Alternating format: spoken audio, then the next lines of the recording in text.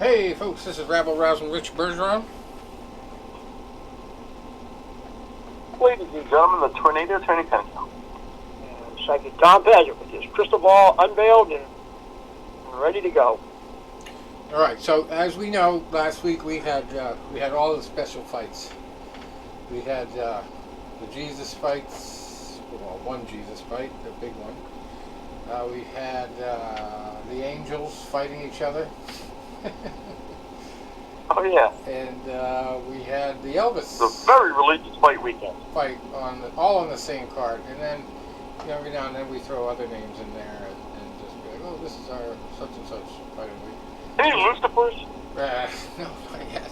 I don't think people name their children that too often. No Beelzebubs? But we had our Guido fight of the week last week in the first fight of the UFC, and boy, I got off to a burning start in that thing. I had everybody up to Ilir Latifi and Alexei Olenek. That's where I started to go south. But they also they cut an entire fight off this card, like right in the middle of the event. It was notified on FanDuel, so I had picked that in just about every single lineup except one. And I got money on that one, but I mean, could have been all the money if I didn't make a couple bad picks on the other lineups. But I started off really good, and as I was telling Tony before we got on, it was because of a lesson I learned from the Rocky movies. And I remember talking to you guys last week about Randy Costa and Paulo Costa pretending like they were brothers, and they had a little YouTube video they did together, and Paulo was sharing his recipe for secret juice as a joke. So Randy Costa came in and was joking around and talking in the interview, and at the end of the interview he kept talking about going to the strip clubs and partying, and that there's a brothel down the street. And what did Mickey always tell Rocky about women, Tony? Women, weekend legs. Exactly. So a light went off in my head. Well, geez, this guy's really not taking this fight that seriously if he's going out to Vegas to fuck women and party all the time. You know, it sounds like the Chuck Liddell starter kit. So he ended up also looked at his record, and he ended up being like one of the highest priced fighters, and so that made his opponent one of the lowest priced fighters. And it starts off the night, and a lot of times, you know, just like the women, you know, there's a start off fight makes a big difference. So that was our Guido fight of the week, because Guido Canetti was the opponent of Randy Costa, and I noticed he had soundly beaten another guy from Massachusetts, I believe, or from Connecticut, I think. This guy, Randy Costa's from Taunton, Massachusetts, where my good friends live. But anyway, I digress. So, Randy Costa, his last fight was with Tony Kelly, got TKO'd, and before that, got TKO'd by Adrian Yanez. And I looked at the people that he beat.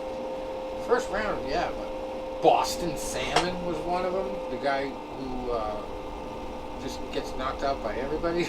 It's like, you know, when they need a last-second opponent, they just throw Boston Salmon in there. And like, we joked about it before. It was just the worst name for a fighter. And then he literally like flopped around like a salmon in his first fight after we talked about it. So, I mean, it gives a bad name to Boston, unfortunately. But that was one of the only people he beat. Journey Newsom was the other guy. He head kicked, KO'd him back in 2020. So he hasn't had a win in 2 years. And Guido is a 42-year-old man who has been through a lot of big fights. And he came out on top against Chris Mutino. That was the guy. And Chris Mutino was kind of famous for going in against O'Malley, Sean O'Malley, and lasting the distance, even though he just took a ton of punishment. So yeah, that was the fight before that for him. So he was coming off 3 losses leading that fight with Chris Mutina. But all against really tough guys. So I looked at that, and then I looked at the fact that the women were going to weaken his legs for sure. And I said, yeah, Randy Costa's going to get upset tonight. And there was only one lineup out of like 5 I think I put together that I put him on for shits and giggles. But he scored like a point. He scored like one of the least amounts I've ever seen. I think he got like 3 significant strikes in or something like that.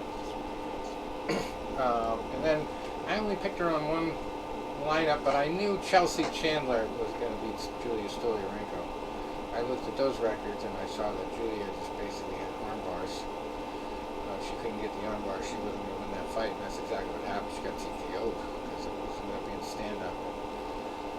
Just less than a minute left in the fight, left in the first round. Chelsea Chandler took over. She is a great striker. So I started off good. I had 2 wins in the first 2 fights. And then Brendan Allen I pretty much had on every single card of mine, every lineup. I had a good feeling he was going to beat Jutko.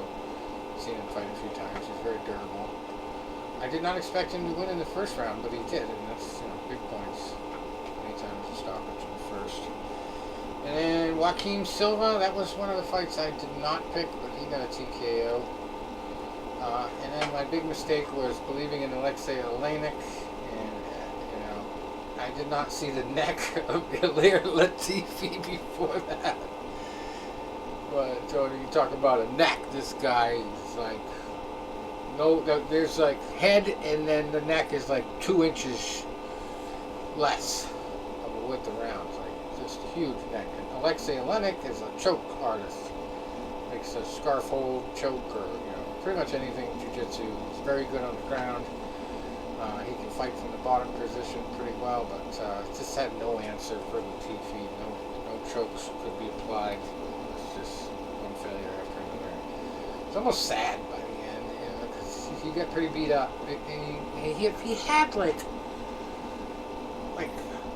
maybe a couple more days of boxing training in his camp every week, then he might have been able to knock Latifi out. But it's just so awkward, just stumbling around the cage, just nothing. Couldn't string nothing together. He would land shots, just because they're unorthodox and hard to block or see coming, but just couldn't string anything together. He didn't even know the meaning of a combo. So he just overly depends on that choke, and I've seen it happen where he gets it, and people get fooled into exchange like that. But Latifi was smart, and he gave one of the best speeches I have ever seen after a fight. He's at the end of his contract, and he points to his leg, and he said, "You see, my leg is swollen. It's not from the fight. It's because I had a staph infection the day before." And he's like, I could have gone into the hospital. I could have pulled out of the fight, but I didn't.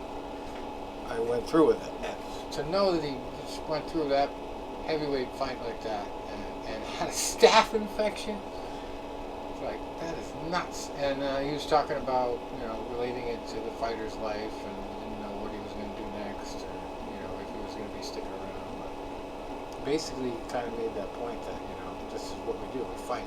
This is what we have to do to feed our families. And he would do it again, basically. It's a really good speech. Probably should have queued it up for you guys to hear. I'll find it somewhere. After that, we had a catchweight bout. Daniel Gustavo Santos and John Castaneda. That was one of my mistakes. I picked John. He got KO'd from punches in the knee down in the second round. 4 minutes and 28 seconds left in that one.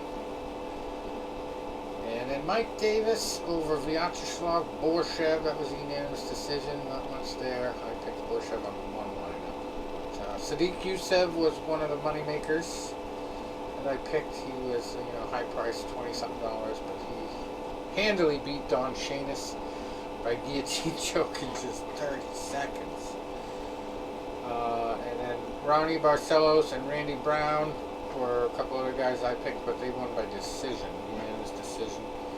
Randy over Francisco Trinaldo and Naomi over Trevor Jones.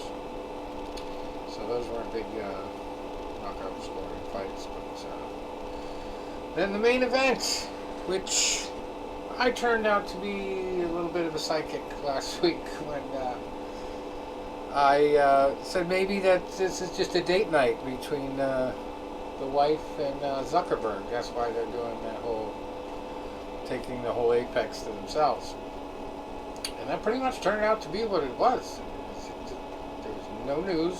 Obviously there's no media, but nothing came out of, no announcements of any kind. I watched the entire card, front to back, and during the main card nothing happened. There was no partnership, no business done.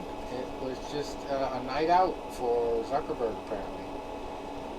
And who knows, I mean, maybe something will develop later on, but I mean, it was not a coordinated event. There was no metaverse involvement or anything like that, as far as I know. But actually, Alir Latifi had the balls to ask Zuckerberg for a bonus after the fight.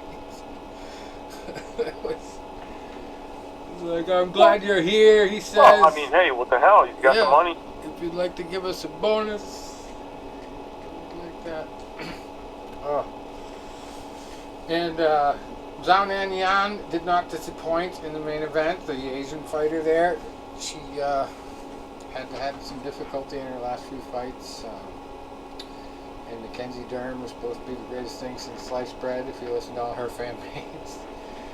But she was, again, like, put in that same position as Olenek, except she was more than a one-trick pony. It wasn't just Scarfold. She was really good at all the jiu-jitsu stuff, but she just had to go into a striking war with Jan over the course of most of the fight. So Jan ended up getting the majority decision with the judges, and Darren never got enough chances to stick with her game and dominate. I mean, she probably had like one good round the whole fight where it was undeniable that was her round.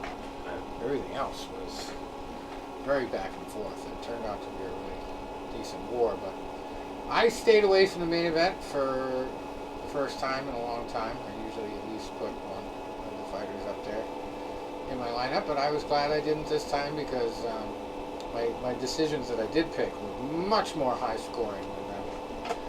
It turned out to be a majority decision, which I believe is a lot less points. Overall, it was a great card for Mark Zuckerberg to be in attendance for. It wasn't one of the best I've ever seen, but a lot of competitive fights, a lot of exciting finishes. I felt bad though. I was like, at the end, I should have seen all those fights coming. Like, I should have known. Olenek was such a underdog for a reason. I should have stayed away from that. That whole fight getting canceled. Because I could have come away with every one of those lineups winning something, but every one that had the fight missing. So it is what it is. I made up for it with Monday Night Football this week. I was like 4 points from the lead forever.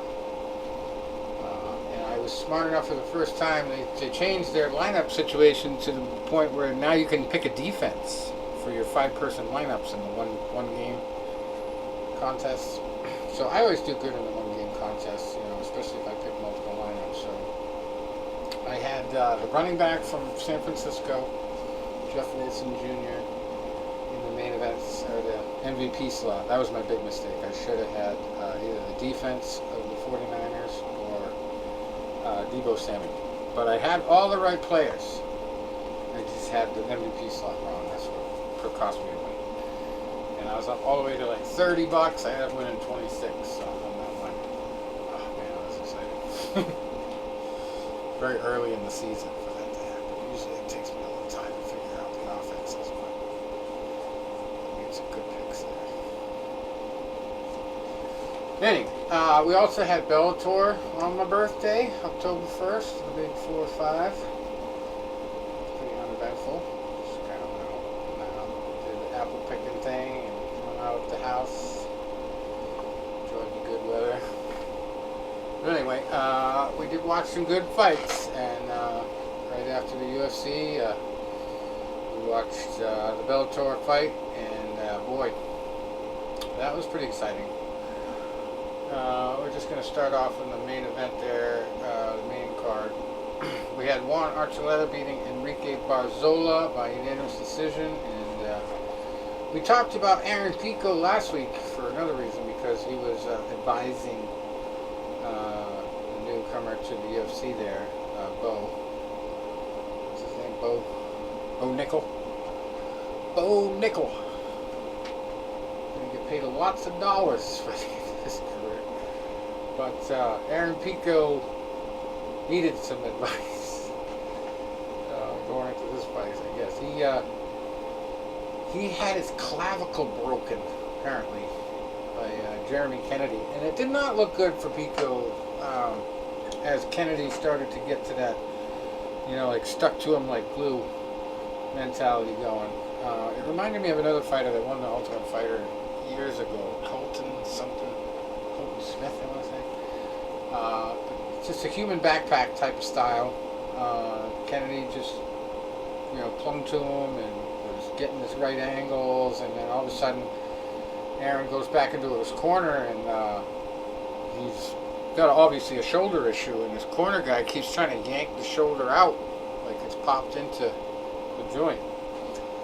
And he's got all these holds he's using, trying to pull it, and then Pico goes out there and tries to fight with it. Tries to tell the ref and the doctor they can continue, and they just call it off shoulder injury. But I have not heard any confirmation of if it was actually broken, or it was dislocated, what the story was. So that was the reason they stopped it. The doctor pretty much concluded on the spot that it was broken. And no surprise, AJ McKee got the job done at 157-pound catch weight against Spike Carlisle. And then a unanimous decision for Patricio Freire, otherwise known as Pitbull, in the main event. It was a great performance on his part over Adam Works. It's almost 18-3. Patricio got his 35th win and 5 losses in that span. Good card around.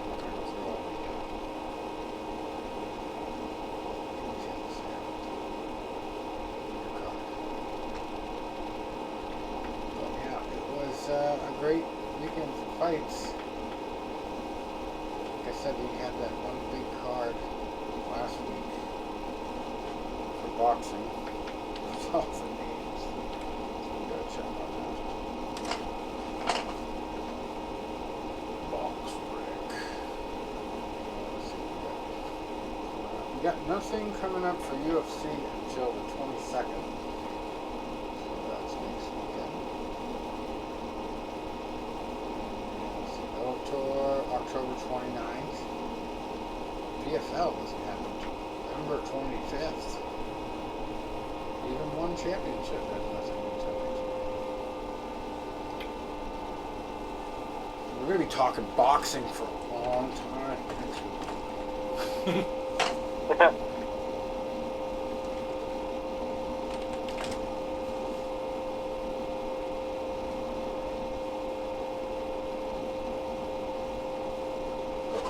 I had some stories queued up while we wait for BoxRec to load.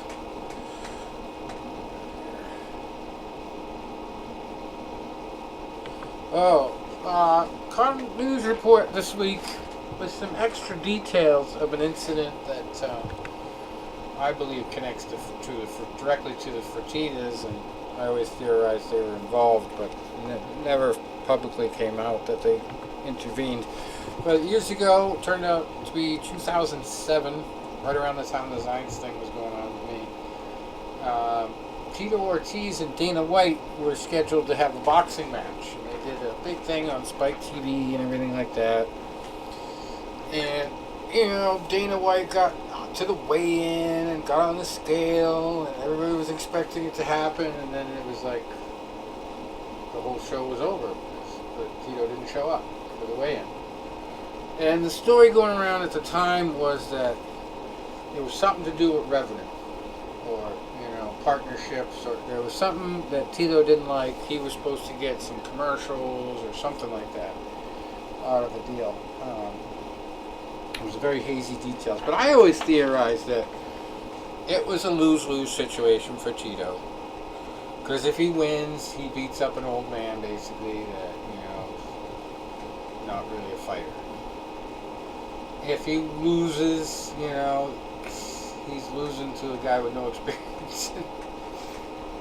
And I think what happened was the Fertittas said, well, we can't have Dana lose this.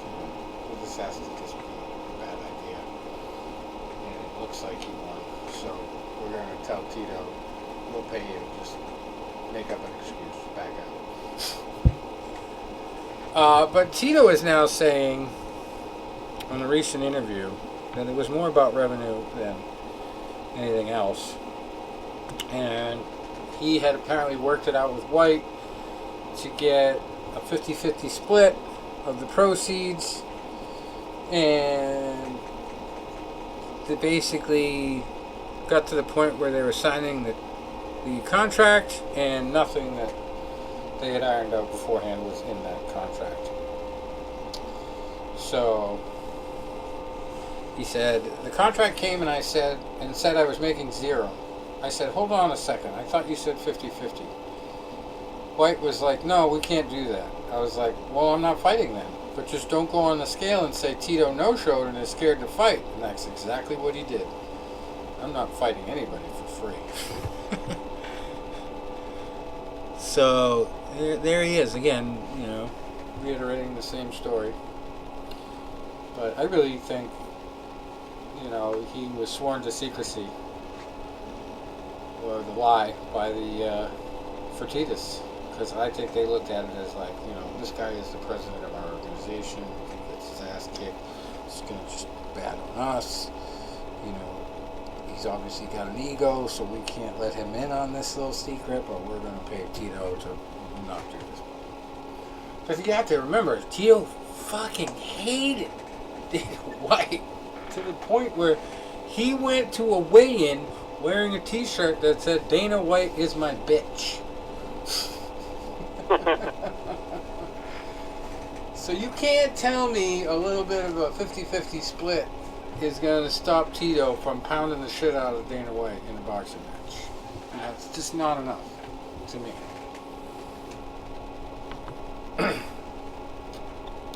Just because if I really hated White as much as Tito did, I would take that fight for free just for bragging rights.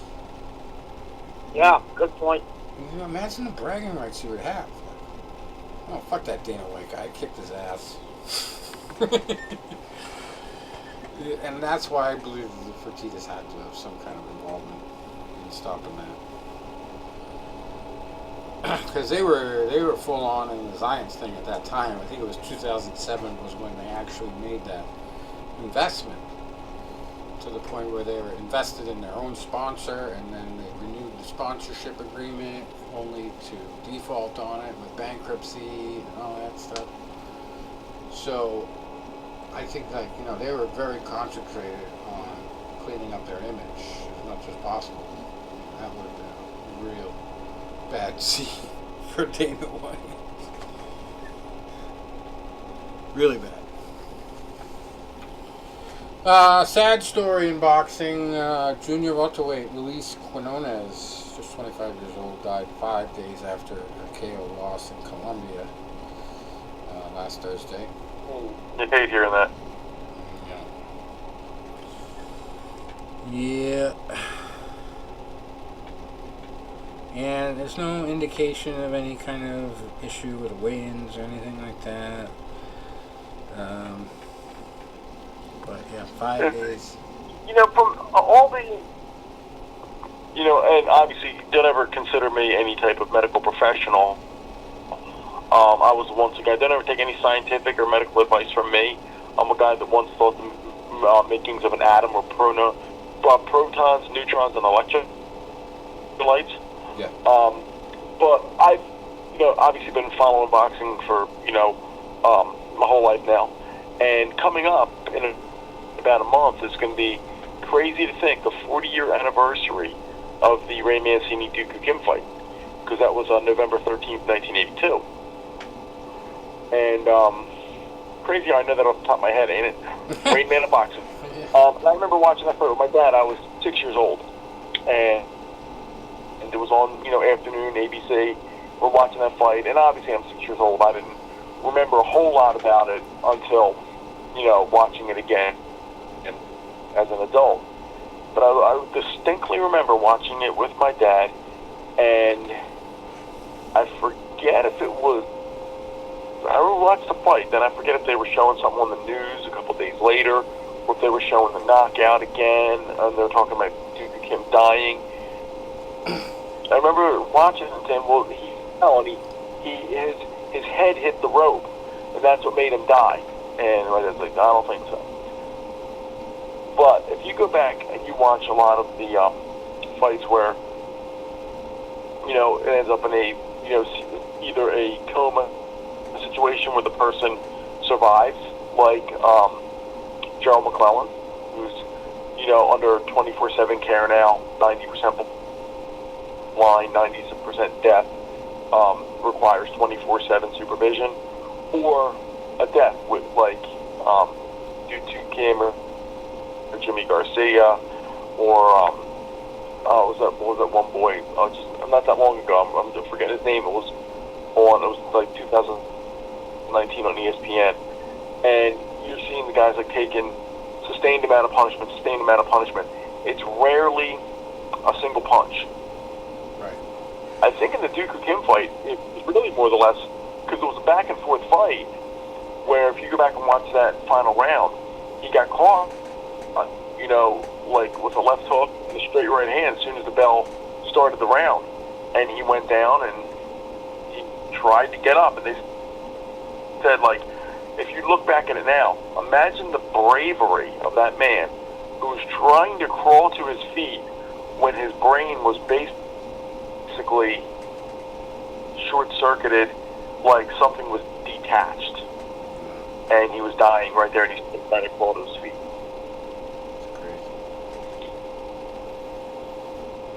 Yeah, and he was doing enough that the referee just couldn't stop it. And so, this, I mean, it's like the feeling I had. I remember this now, and I was thinking, I made a comment to someone. It's like, damn, he's acting like I just got to get back into this. I mean, he was losing the rounds, but he just was not going to quit. I mean, I guess he, what I had heard, he had a fiance in, back in Korea, and he was really planning on, getting married, and he needed the money so bad. Just a horrible story. She was pregnant because, in Ray Mancini's book, The Good Son, they talk about, years later that his son finally met Ray, and they finally, it was awkward, and it was, but it was something they both had to do. But that fight, it was like, Duke of Kim was extremely competitive, and he was winning some rounds, and he's hitting Mancini with some shots. It wasn't like he was doing enough just to survive. He was very competitive, against a younger, stronger, exciting, power-punching champion. Did he say... he was at his peak then. Did the son say to him when he met him, "My name is Inigo Montoya. You killed my father. Prepare to die." Hate to joke about that, but I had to throw that in. Cardones and Munoz here. The 25-year-old that just died, Cardones. They were in the 8th round when Munoz lost his mouth guard, and the ref sent Cardones to a neutral corner while Munoz was getting his mouth guard back. Cardones was on wobbly legs in the ring at that point, and when the fight continued after a punch, he was knocked down. He was put on a stretcher and taken to the hospital. He was actually unbeaten before the fight. He's taken to the North General Clinic in Barranquilla, where he underwent surgery for what was diagnosed as neurological deterioration as a result of head trauma due to traumatic contusions. So, bruises, basically. Medical bruises, what they say. Doctors also detected a subdural hematoma for which a craniectomy was performed. And there's also... and like you were saying... Go ahead. Go ahead. Oh, I gotta go to something else, but go. Well, I was saying, like, sometimes it happens over a sustained amount of time. Sometimes it deteriorates, like a fighter, like in the bout, something will happen where, like, the tide turns very quickly. And it was the one that I remember a couple years ago on ESPN. Buddy McGirt was working his corner, and he was a Russian or Ukrainian fighter. I don't remember exactly. And he was doing well. He was competitive. Then the other guy started taking over, really started hitting him with some good shots. And then I think Buddy McGirt stopped the fight in the 11th. And the fighter that lost, his fighter was walking out of the ring, and all of a sudden his one leg started kicking, like, involuntarily, like he was like having like muscle spasms. So they actually wheeled out a stretcher, and he voluntarily sat on the stretcher. So he sat on the stretcher, and next thing you know, he's lying down on the stretcher. Next thing you know, they're strapping him down on a stretcher, and then you get a notice they're rushing him to the hospital. It's like, you're watching that fight card as it's happening, and you just feel that in the pit of your stomach. It's like, oh no. But it's like, maybe they're doing it for precaution. He was, maybe he took a few shots, but he's going to be okay. And then next thing you know, he's in a coma. They're doing emergency surgery, and it looks grim. They're flying his family from Russia or whatever, before they take him off life support. And then you have other times where it happens, quickly, like the Duke of Kim fight. It was basically one punch, where a competitive fight, that one punch is basically just tore something in his brain, caused the bleeding on the brain and the, subsequent passing. Yeah. Another fight was canceled or postponed recently due to a positive drug test. Conor Ben was supposed to be fighting Chris Eubank Jr. on Saturday in London. And Ben tested positive for the banned substance clomiphene, which I have no idea what it is. But sounds like something that's in an inhaler. But anyway, this was in the news the last couple days, and every story I saw was insisting that the event is going to go on. But I was like, well, how is that possible? Because it just said, positive drugs test. It didn't say what it was. So both fighters and their promoters tried to keep the event going as scheduled, but the British Boxing Board of Control came out with a statement on Wednesday and said it determined Tuesday evening that the event won't take place as it is not in the interests of boxing. So anyway,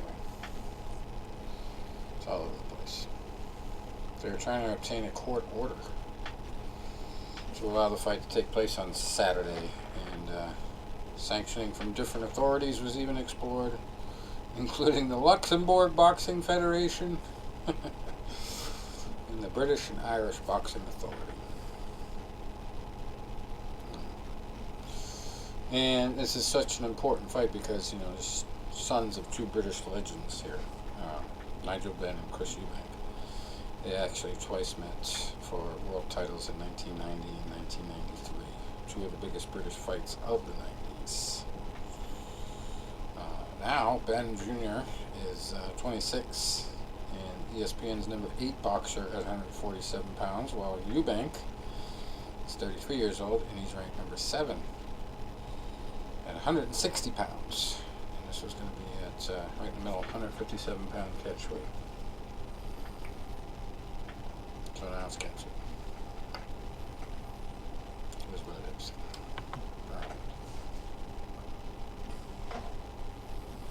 And there was a news report put out about the whole Zuckerberg thing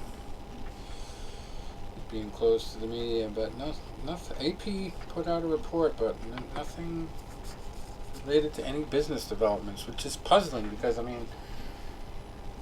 if you've got a guy that's willing to rent out a whole arena for an event, you would think there has to be some kind of business deal going on, or like he's taking something for a test drive, or they're having discussions about working together.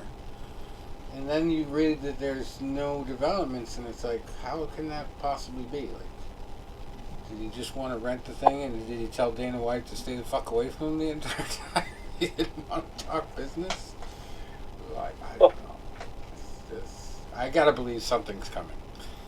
And if it's not, Dana White is an absolute idiot for not trying to set something up, because there's money there, there's enthusiasm. Screw Tito Ortiz. How about Zuckerberg and Dana White getting a fight in a cage? Zuckerberg's too young. Dana also actually just put out like a. I don't know, but I mean, picture of them all flexing. I don't see Berg being a tough-looking guy there. There's videos. There's a video going around of him training. Obviously, the kid that he's training with is taking it easy on him, but he's got actually decent style. He's got tenacity. Obviously, he's not experienced enough to actually competitively fight, but I mean, in training, he looks halfway decent. Better than Dana White would probably look. Trying it. But anyway. We'll see if anything develops there. Now, Jake Paul has announced, not announced yet, but has said an announcement is forthcoming in regards to a possible transition into the world of MMA. Of course, he's a YouTube star, an undefeated boxer, but has a bad relationship with Dana White, even though he is now part, even though it's probably minuscule part, owner of the UFC, bought in with the stocks and all that.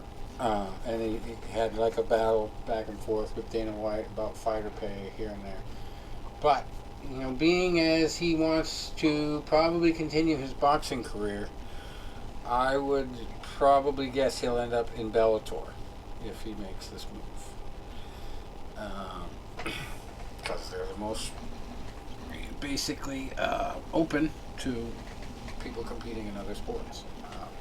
We just talked last week about one of their fighters going over to women's boxing there, Cyborg. So, Jake Paul will probably end up there, but he's already teased it. He said, I'm working with a big organization right now on a whole thing in MMA that also has to do with me fighting, and we're going to have an announcement soon. And the Anderson Silva boxing match is coming up at the end of this month, so...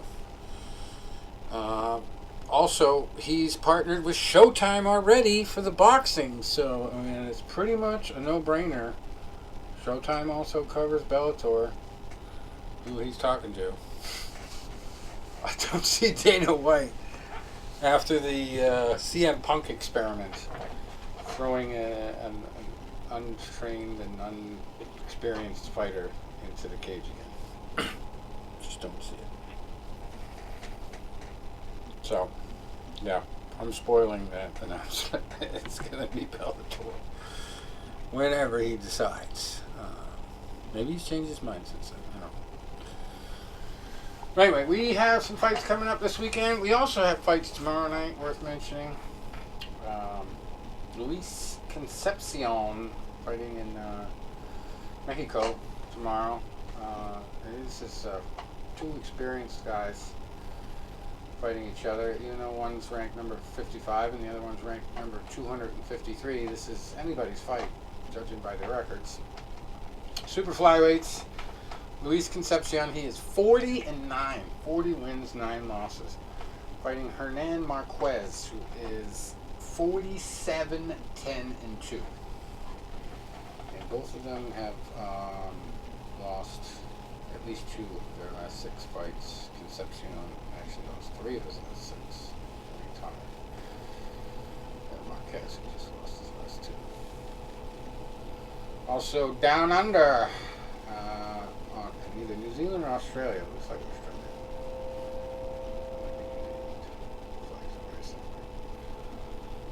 But it's going to be Marcos Batista Dawson. I don't know why they're showing this fight. He's only 2-0, fighting Zizula Gazizada, who's 16-2. I thought that one was for a title. I don't know why they're showing it. And then in White Sands Event Center in Plant City, I don't know what state that is. On Friday we have Can Zhu, XU, that's his last name, 18-3, fighting Brandon Leon Benitez, who is also 18 wins, also has 18 wins, but 2 losses instead of 3. That's the best on that card.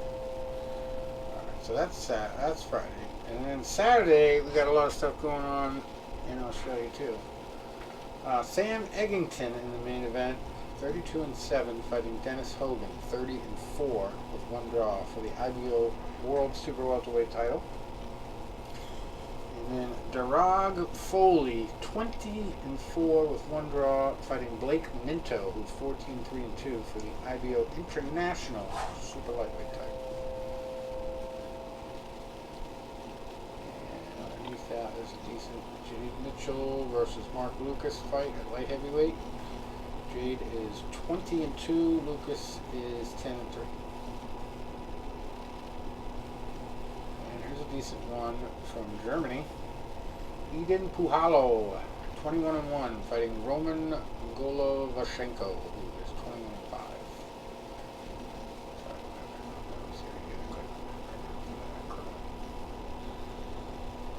And then Bolton, United Kingdom, we got Liam Taylor, 24-2-1, fighting Martin Harkin, who is 15-2 for the WBO European welterweight title. And the big one on Showtime, it's going to be from Carson, California, Sebastian Fundora, number 2 at super welterweight. 19-0-1 is his record going in against the Towering Inferno. The Towering Inferno.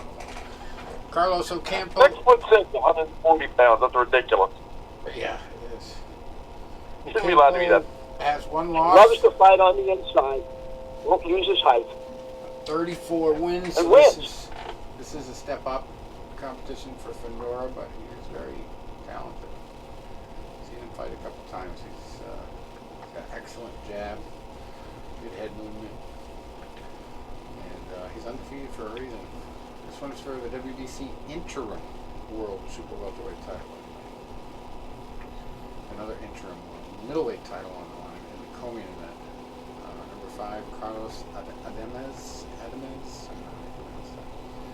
He is 21-1, fighting Juan Macias Montiel, who is 23-5-2. Middleweight bout there. And then IBF World Super Flyweight title up for grabs. Fernando Daniel Martinez coming in undefeated at 14-0.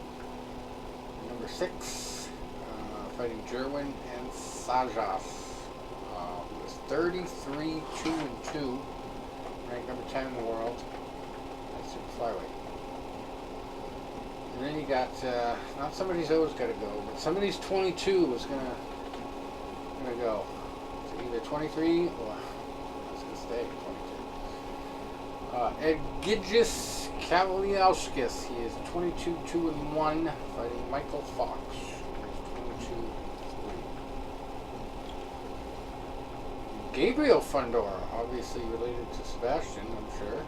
He is ranked number 16 at flyweight, 8-0, fighting Naomi Arellano Reyes, who is 9-1. Oh, Gabriella, sorry. I was going to say, isn't Naomi a girl's name? Gabriella. It's got to be a sister. Sister or cousin, I guess. And number 50 ranked featherweight, Victor Slavinsky. He is 13-1-1, fighting Edward Vasquez, who is 12-1. Titles there. And we got an Angel fight on this card, too. Angel Ribola, 5-1 at lightweight, fighting Justin Cardona, who's 8-0. I don't know if the Angel's going to be a miracle, but it's going to be a tough one. That's about it. A couple of things going on Sunday for some obscure titles. Big Saturday fights.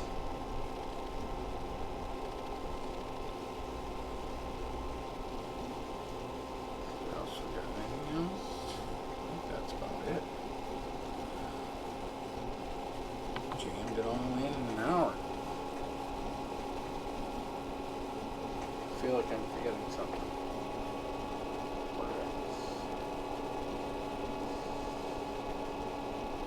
We didn't talk about results from last week. The boxing.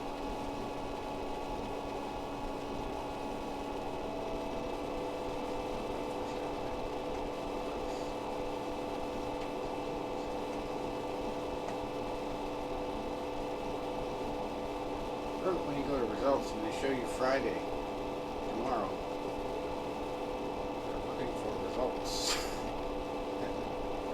Schedule.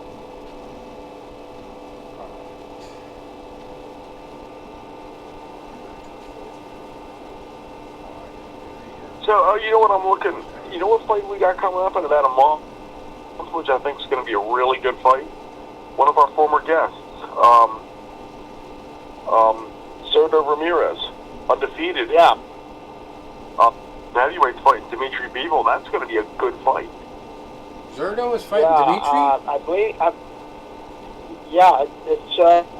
I'm leaning toward Beaver, but I'll be anxious to see how he'll handle the pressure. Yeah, and you know, Tom, I agree with you on that as well, because, you know, first of all, Beaver has been at light heavyweight his whole career. Ramirez is moving up. Granted, it's only 7 pounds, but he is moving up.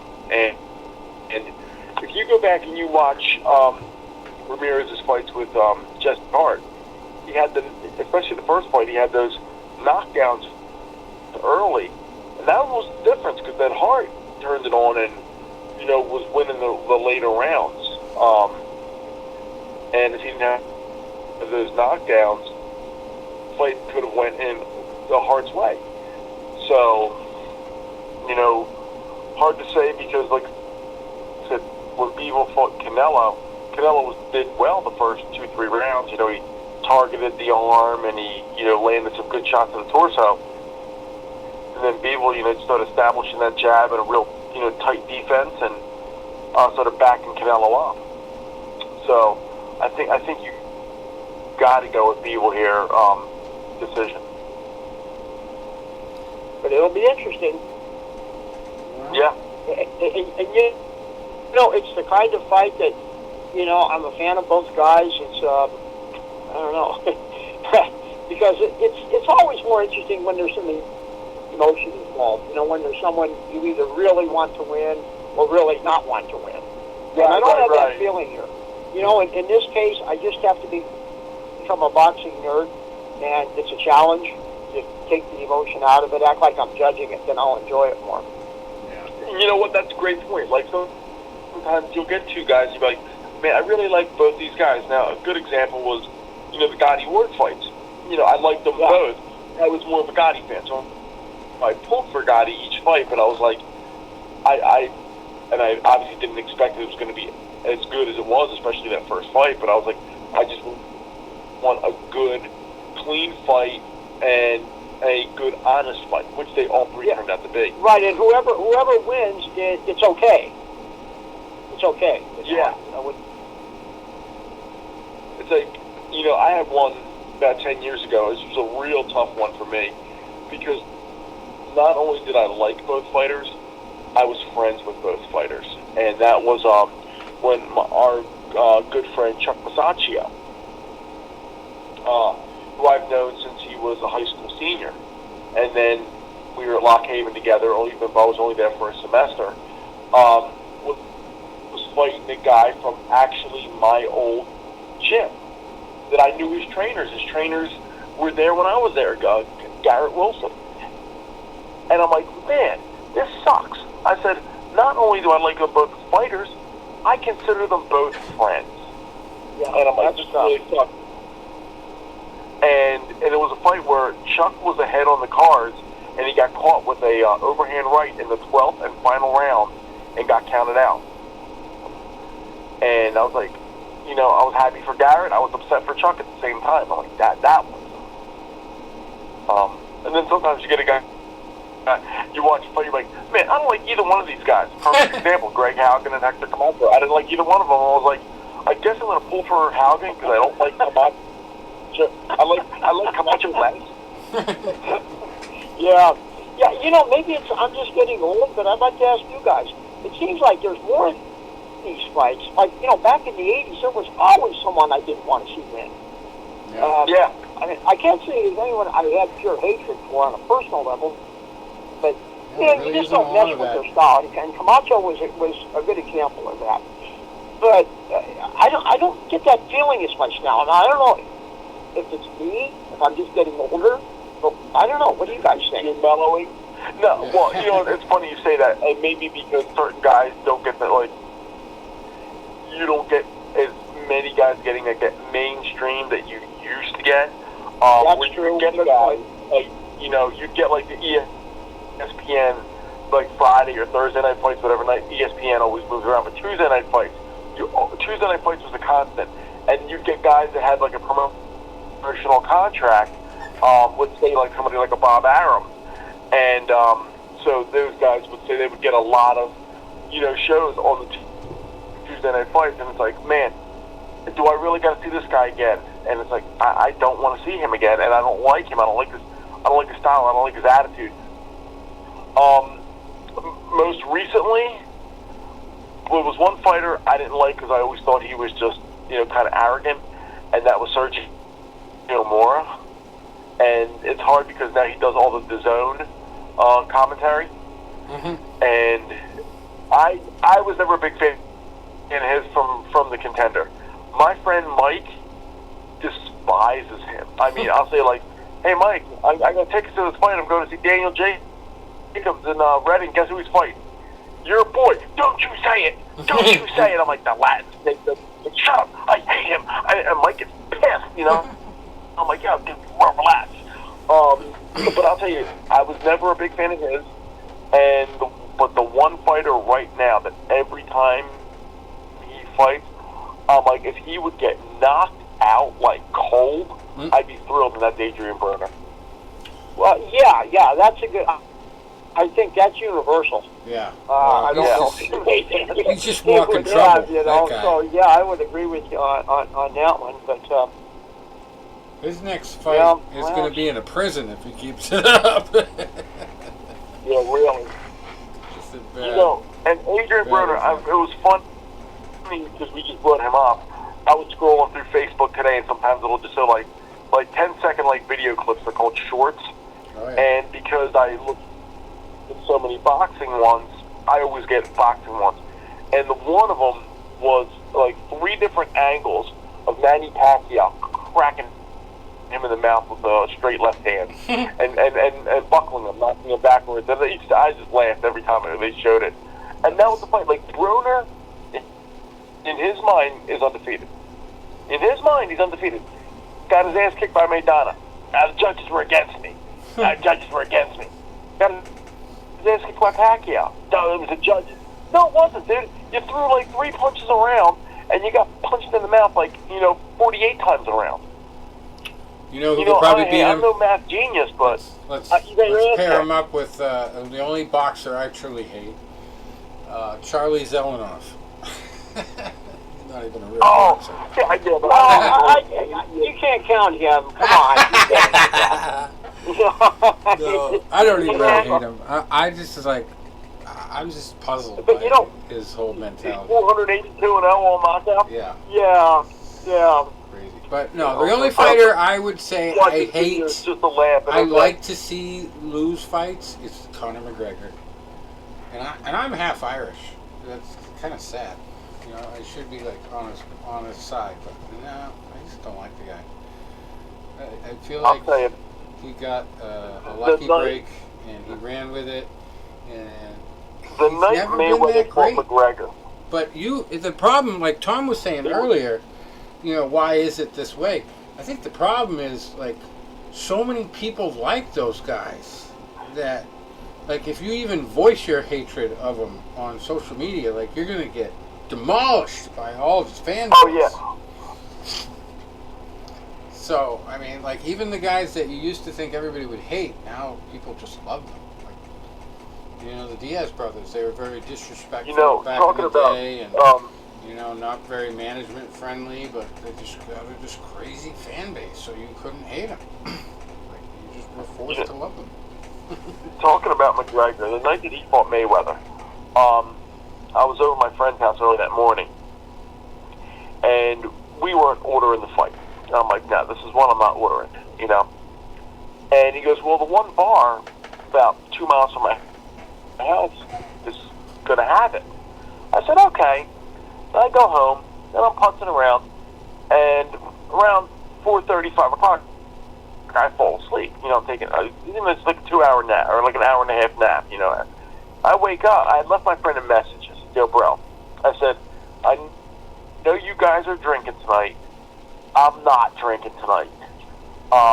Do you want me to swing, pick you up, and pick our other friend up on the way to this bar, via Roma? And he goes, no. Well, he calls me back, and he goes, where are you? I said, what do you mean, where the hell am I? He goes, I said, the car don't start for another hour and a half or whatever. He goes, dude, we're already here. We wanted to make sure we got seats at the bar. Get your ass here because we saved you a seat. I'm like, oh, God, this is not. I knew it's not going to be good. So I jump in my car, and I drive. It's about a 20-minute drive to this bar. So I get there. And I know, like I said, I'm not drinking that night. My friends are already tuned. It's 7 o'clock. I mean, and the one friend, he's somehow managing every time this girl pours a shot for somebody, she's pouring him one. And these guys are getting... So we're watching the fights, and right before the main event starts, this guy and girl come in. And she comes in. As soon as she comes in, she literally stepped out of the trailer park. You know, and she was not an attractive girl either. And she's like, F this, and I'm like, dude, what a white trash pig, to be blunt, right? And she's like, just being vulgar, and so we're watching the fight, and she's pulling for McGregor. Me being a boxing guy, I was pulling for Mayweather. My friends that don't like McGregor were pulling for Mayweather by default. So as Mayweather's progressively taking over, she's getting louder and more raunchy and more belligerent, and and drunker and vulgar and everything. So they stop the fight the 10th round, and she starts effing this, effing that, and my friend, he's usually a pretty cool guy. He's a guy, like, I'll lose my cool, you know, and get pissed off at anything, right? My friend will, if he explodes, it's like he progressively gets more and more fired up until the flame goes out. And I could see him he starts taunting this girl, like, throws the yell up, your guy lost, you're a loser, blah, blah, blah, blah. And then I'm like, and that's not really his character, trash talking, but he was doing it. And then she starts like, oh, you have no dick, you have a small dick, this and that. And then he says something to her, and she actually takes her beer bottle, and thankfully the glass wasn't broken, but the top of the bottle, and she pokes him in the eye with it. Jeez. Yeah. So now he smacks the bottle out of her hand, and I'm like, now, like, her boyfriend or whatever, like, he steps up, and whatever, and I'm like, and then I'm in the middle of this the whole time, and I said something to the girl, I'm like, you know, you're just like, I called her like a fat, disgusting pig or whatever, and I said to the guy, I'm like, yo, your girl's starting this whole thing. He's like, you guys go hit a girl? Hell, I'm thinking that ain't no girl. That's a Sasquatch. You know, well, you know, whatever, and I'm like, Bunny. That's Aunt Bunny. I mean, my boy would have knocked that guy out, because remember, he boxed, you know, I trained him. You know, he's not a boxer, but he learned a lot of the stuff from me. But he was drunk, so I was like, no, you ain't gonna take my friend outside, whatever. You know, I'll whip your ass, I'll whip her ass, you know. But my other friend that I'm diffusing it, I'm like, but you know, that was like but the emotion of that, where a lot of people hated Mayweather, a lot of people hated McGregor. They both can't lose. You knew there was going to be a lot of tension there that night, and boy, there was. And there were so many rivalries back in the 70s and 80s. And, like Darren and Leonard. Now, you can't cheer for both of them. Okay, that one was like one or the Ali Frazier. You were a fan of both. You know what I mean? That would bring out the emotion. And I was a Duran guy and a Frazier guy. Even though Ali at different times, I kind of liked him. But at that period, yeah, I was all for Smoking Joe. Sure. And it was just so, a zero-sum game. And I'm just not seeing that now. Yeah. Maybe in MMA, I could say the one that I've always not wanted to win would be John Jones. Yeah, I can say that. There's just not as many characters, that are just out there and, like, getting into the trash talking. Chimaev, maybe, in the UFC. It's a little bit polarizing, but I think he's got more fans than he has enemies. A lot of your guys now, because, like, I guess you get a lot of stuff on social media, so it's like, you can see a guy like, and even if he has, like, a reputation, like, on TV, it's like, oh, a guy like Floyd Mayweather. Floyd Mayweather plays a great villain. But I've been on calls with him. Rich, you've been on calls with him. We might not have gotten to ask questions, but you would hear the guy, and you could hear, like, things he would say.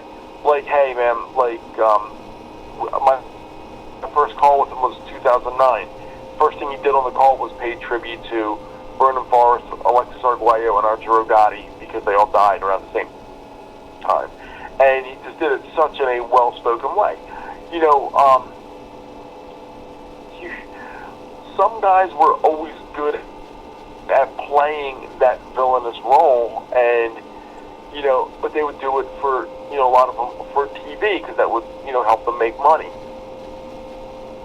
Right. Guys like Adrian Broner are legitimate pieces of shit. Yeah, that's not exactly played on TV. That's not. Hey, I'm going to act like this so more people pay to see me get beat. A guy like Camacho, hey, Camacho had his demons. Mayorga, remember Mayorga? He was a trash talker. It is what it is. But he would do things. Yeah, he would do things that his fans would love, and if you didn't like him, you hated him. He'd wear a loincloth to the ring. Yeah. Like his fans, yeah, man, look at that, man. Look at Hector, he's all styling tonight. Me, look at this asshole. I want to see him get, tonight. He's wowing two sides by doing that. The lovers and the haters. Yeah. Bernard Hopkins was good at that. He'd play, a villain on TV, and he would do shit, and, I liked him, but I could see where a lot of people did not like him. The thing with the whole Puerto Rican thing, throwing the flag on the ground. I'll never let a white boy beat me. He would do shit, to really irritate people, and it helped make him money. John Jones, he's kind of a polarizing guy in the UFC too, but I don't know about people hating him. I don't see a lot of that. But yeah, there's just not as many characters that can be hated. And I think it was more of like a WWE atmosphere back in the 80s and 90s. And like, you think about it. Yeah. Like, remember Mitch Green and Mike Tyson getting into the street fight? Blood Green. Yeah. And then Tyson bit, his name's leg? He was a legit, not a good guy. What was his name? Lennox Lewis, right? He bit his leg before the ear thing with Holyfield. Oh, yeah. Yeah, so he kind of set the example. Like, you kind of had to be as crazy as he was in the 80s to get the attention. And boy, did he get the attention. Actually, that's one of the things I knew I was forgetting. So I saw a comment or a report today that came out that Mike Tyson has put out a new boxing video to quiet all the news of his bad health. Because it's pretty crazy, but how the media is. They get one little thread of a story and they exaggerate the shit out of it. So Tyson was seen in a wheelchair because of his sciatica issues or something like that. So of course, like every other day, there's a new story about Mike Tyson's bad health. Is this the end? Like shit like that. And he's actually still pretty healthy. He made a comment that scared the shit out of everybody. He said thought he was close to death. You know, he smokes a lot of weed. So you have to first understand that. He eats mushrooms on top of that. So you know he's going to get in these moods where he's going to be all gloom and doom. But it might have nothing to do with his actual health. It's just, you know, his mind is scrambled right now. You know, and he's still all there, which is kind of crazy. You know, Larry Holmes was hard to warm up to back in the 80s, and I think about it. I can't remember. And he had that winning streak. Oh, and he said this stuff about Rocky, too.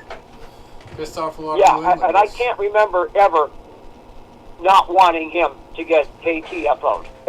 Ever. No. In any fight, especially the Jerry Cooney fight. That was so huge. I mean, it was so political and just so, you know. I'll tell you, my first... And Holmes he was a sore winner. Yeah. He wasn't just a sore loser. My first... You know, he always had that chip on his shoulder. I'm not telling you guys anything you don't know, but... My first Larry Holmes fight was against Mike Tyson. That was the first one I seen him. And I was like, this guy was good? Oh, I remember that. All I remember is he, like, fell on his back and he, like, rolled on his back. It was so bad. Well, you just go back and just look at those, you know, early 80s when he was in his prime. Oh, yeah. And then you could say, well, maybe it was kind of a lackadaisical period in the heavyweight division, but, you know, you judge someone by their time, but, I mean, he had a tough style. He had one of the best jabs ever. Yeah. But it was just, he just had this, it was just something off with his personality. Just a surly, angry, you know, and even when he would win, he didn't seem happy, miserable. Right. You know, Tom, it's funny you say that.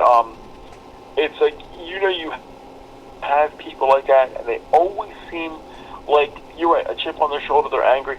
I got a guy, you know, he's older, but we were in the one football league together, and everybody said, like, when I joined the league 9 years ago, they said, you know, watch out for so-and-so, you know, he gets competitive. I said, well, so do I. Competitive's fine, you know, but if he's not winning, he gets really upset, and he's easy to rile.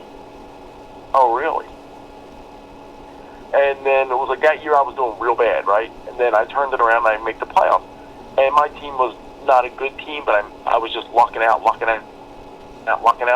And then, but the whole time he had the best team, and he was blah, blah, blah, blah, blah. Then a few years later, I have a better team. And I say something, you're an asshole. I'm doing the same thing you did. Or you're picking on an old man. We're in the same league. Now, you know, we're not playing the game physically. You know that, right? We're not putting pads and helmets on. We're picking guys that are going to do it, and I'm having a good year. The guy confronted me in a funeral one time after my team won.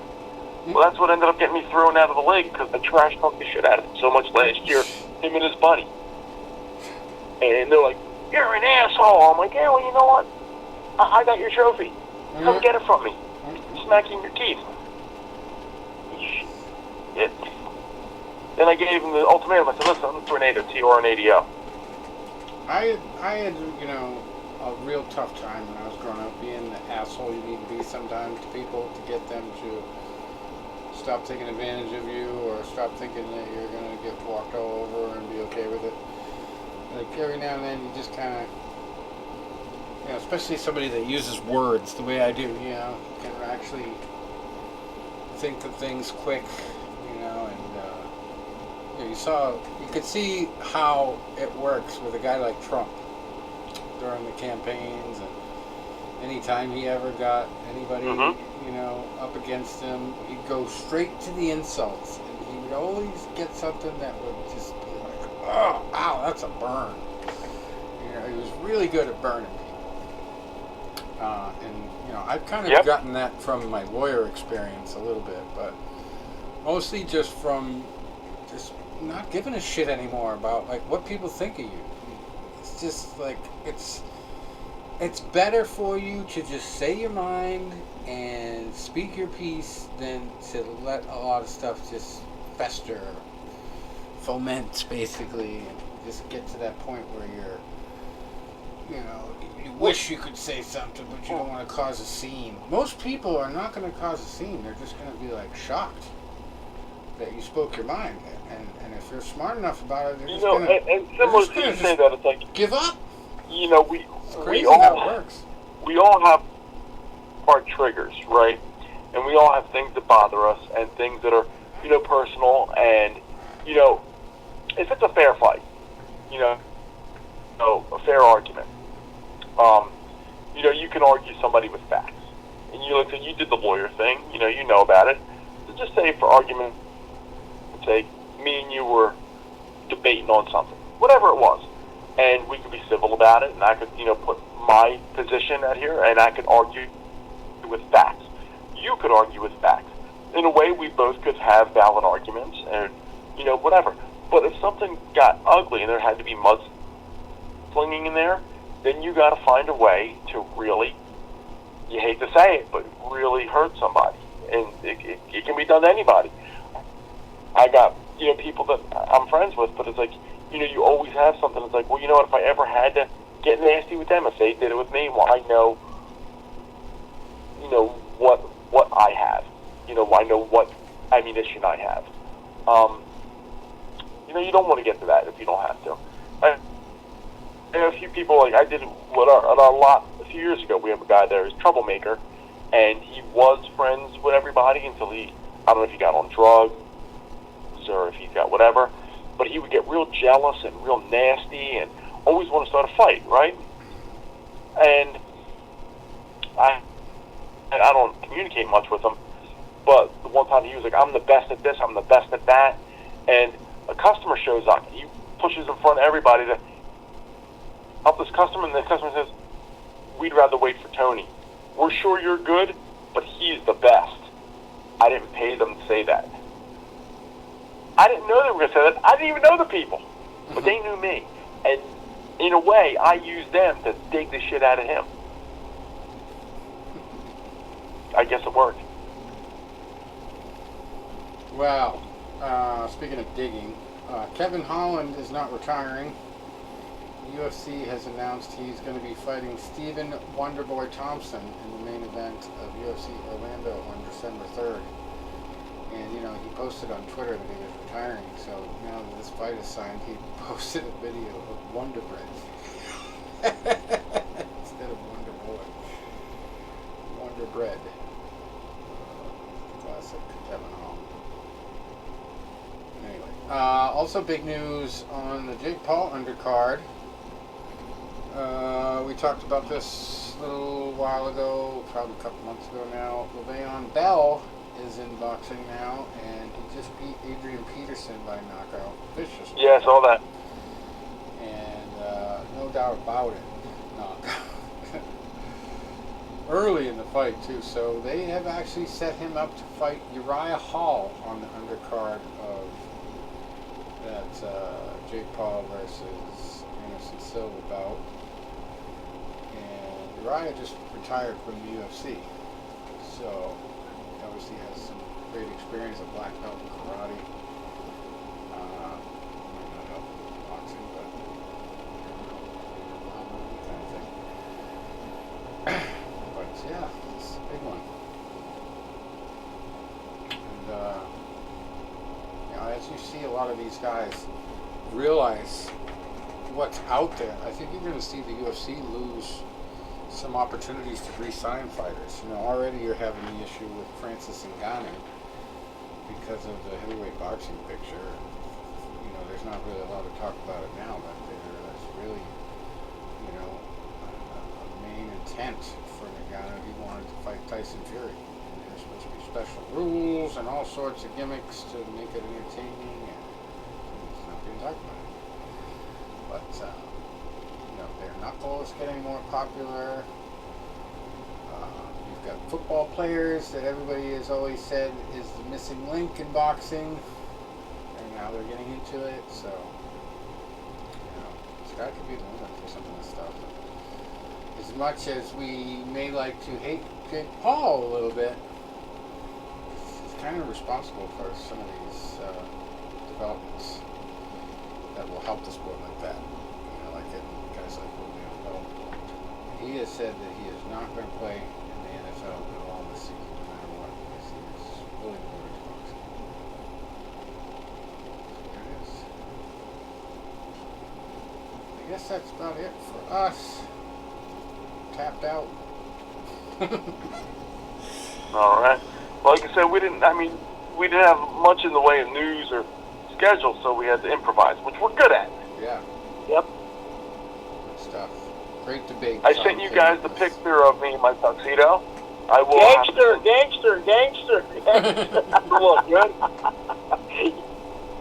Yeah. Good stuff. I like the glasses too. Oh yeah. They're really matched. I'll send you the clip of my singing too. Awesome. I Alright, guys. told some people that if people suffer from brain damage, I enjoy every second of it. Yeah, All right, well, gents, have a good weekend. All right, guys. adios. Enjoy the fights. All right, later.